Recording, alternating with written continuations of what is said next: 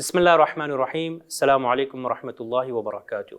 I offer my condolences on the occasion of Shahadat of Imam Ali alayhi salam. If you look at the personality of Imam Ali alayhi salam, what a great personality, the person who was born in the house of Allah, the Kaaba, and who was martyred in the house of Allah, Masjid.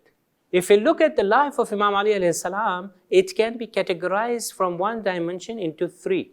Number one, the iqtidar, the power Imam had. Number two, the mazlumiyya, that he was oppressed. And number three, the victory and success. If you look at the first one, which is iqtidar, the power, we see that Imam Ali alayhi salam used this power in his will, in his planning, in his strategy, in the battles, and also did the tarbiyah of people like Muhammad ibn Abi Bakr, Malik Ashtar, Ibn Abbas. And he used the power in a good way, in politics, in bravery, and he was a victorious person. Second, being the Madlumiyah, he was one of the most oppressed person in history. We see in his teenage, he was madloom. After the demise of Rasulullah, he was madloom. After his shahada, he was mazloom. Why? Because even after his shahadat, he was being cursed from the members. Even at the time of Khilafah, which he was given, he was madloom. The word Tharullah, if you look at this word, it means the blood of Allah. But it literally does not mean just the blood of Allah. Rather, it means that a person who will take revenge. That means that Allah subhanahu wa ta'ala will take the revenge of the blood.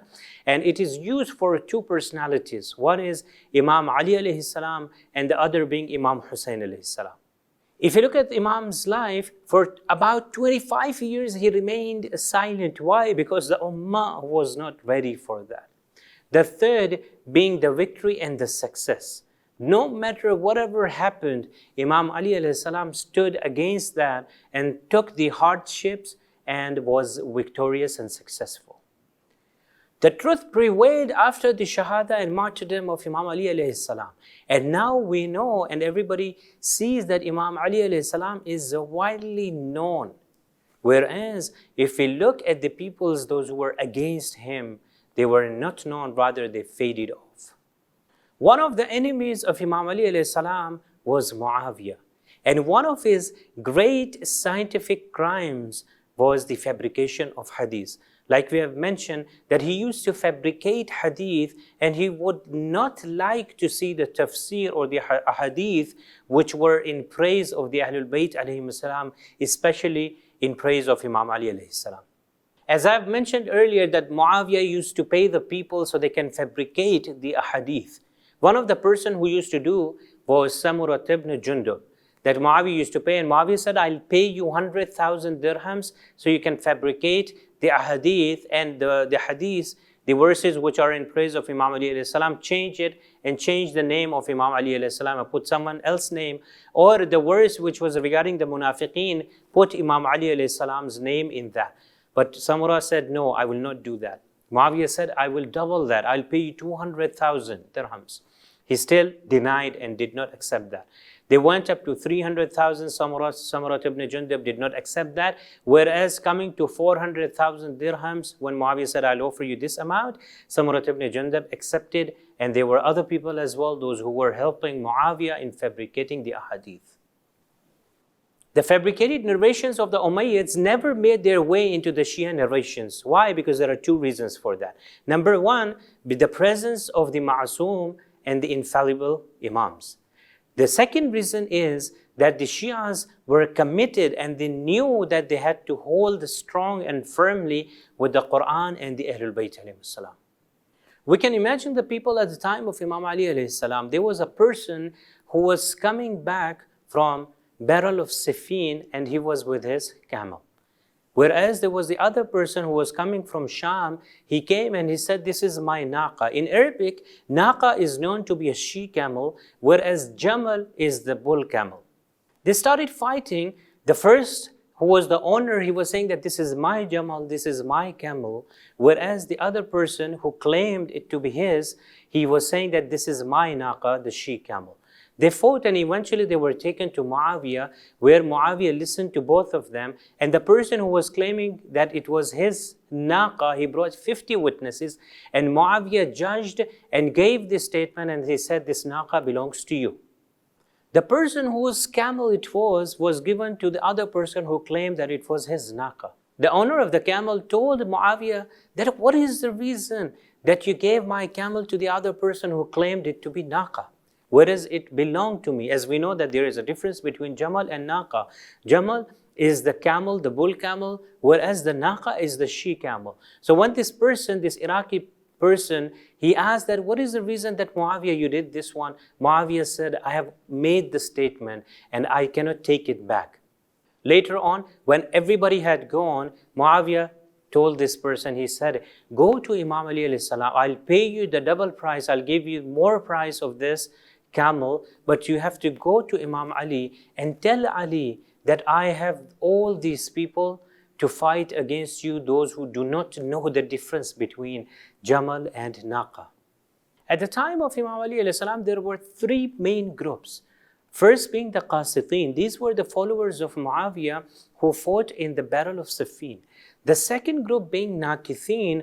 These were the people, those who had made a strong covenant with Imam Ali alayhi salam, but had broken it and went away, like Talha and Zubair. Talha and Zubair were amongst those people, those who wanted more from Baytul Mal, but since Imam Ali alayhi salam did not give them, they left Imam Ali. The third main group is Mariqin. Whatever they used to think is right, they used to act upon that. They were the people who made the Khawarij group in Siffin and later on had the battle of Nahrawan against Imam Ali alayhi salam. Other than this, there was the fourth group for which we don't have or find a name for that. Those who were not against Imam Ali alayhi salam, rather they were with Imam Ali alayhi salam, and they were as if they are the companions of Imam Ali alayhi salam, but they were making problems for Imam Ali. The gist of Imam Ali alayhi salam saying is that Imam told them that you are not my companions, you are not my helper, rather you are the people who are creating problems for me. I remember here, we know that Imam Hussein alayhi salam asked, I think it was Farazdak, when Imam asked that how are the Kufans, how are the Kufan people? He answered, قُلُوبُهُمْ مَعَكْ وَسُيُوفُهُمْ عَلَيْكَ, which means that their qulub, their hearts are with you, Mawla. Imam, their hearts are with you, whereas their suyuf, their swords are against you. If you look at Muawiyah's deception against Imam Ali alayhi salam, we see that to tarnish the image of Imam Ali alayhi salam, Muawiyah played a cunning strategy in Syria by giving the lambs to the children of Syria. When these lambs were given to the children, they used to get happy, and it was told that it is given by Muawiyah. But after some time, when the lambs were growing and turning into the sheep, Muawiyah ordered to take the sheep away, all these sheep away from the children, and to claim that they have taken back because Imam Ali alayhi salam has ordered. Through such deceit, Muawiyah planted the hatred of Imam Ali alayhi salam and his family in the hearts of the Syrian people. And that is one of the reasons, if you remember, when it was asked from Imam Sajjad alayhi salam that when and what was the difficult time for you, Imam said, Asham, Asham, Asham. Imam Ali alayhi salam defended Rasulullah in his entire life. From the beginning till the end, he wanted to defend Rasulullah and Islam.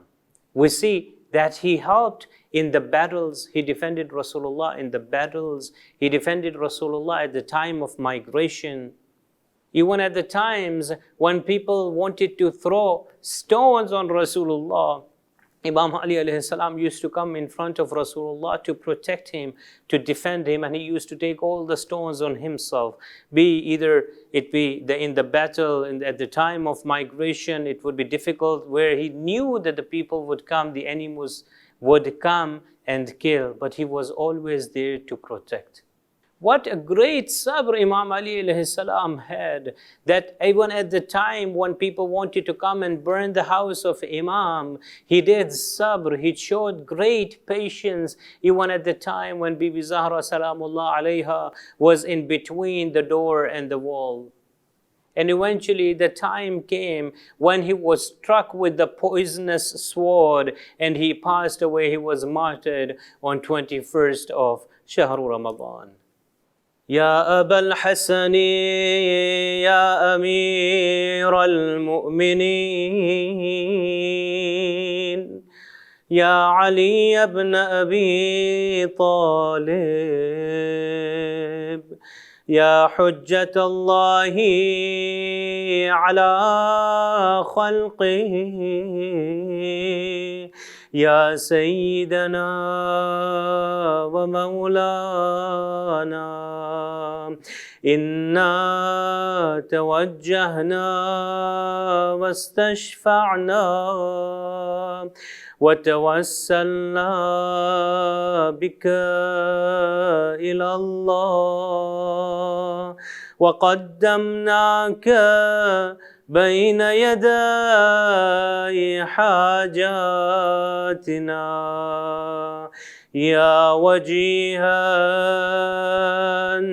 عند